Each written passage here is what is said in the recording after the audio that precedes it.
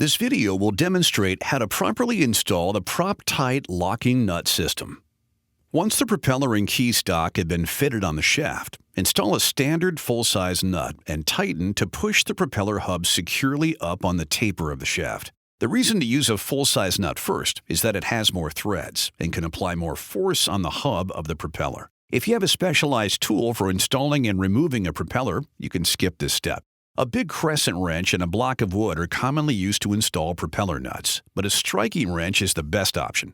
It eliminates the need to block the propeller or to use a pipe wrench to hold the shaft while tightening. Now that the propeller has been pushed up tight on the shaft taper, remove the full-size nut and replace it with the thin nut. Tighten the thin nut to the point where it's tight, but not over-tightened, leaving a few degrees left if needed to help with the alignment of the cotter pin.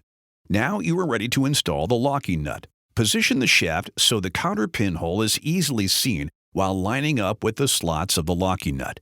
Screw on the locking nut by hand until it makes contact with the thin nut.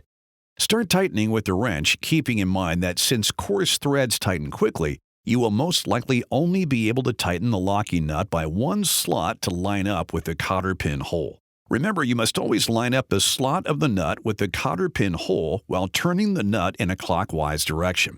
Never change direction and turn the nut counterclockwise to line up with the cotter pin hole in the shaft. If by chance the cotter pin hole won't line up with a slot and you can't tighten the locking nut anymore, take a marker and put a reference mark on both the thin nut and the hub of the propeller.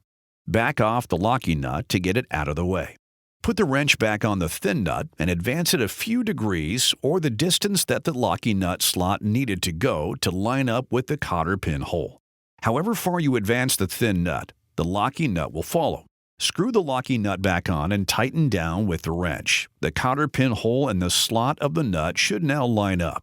The cotter pin can be installed the traditional way with the loop running side to side, or installed where the loop is running fore and aft and is sitting down inside the slot for a lower profile. It's a good practice to use a new cotter pin rather than reusing an old one. Metal tends to weaken after being bent repeatedly.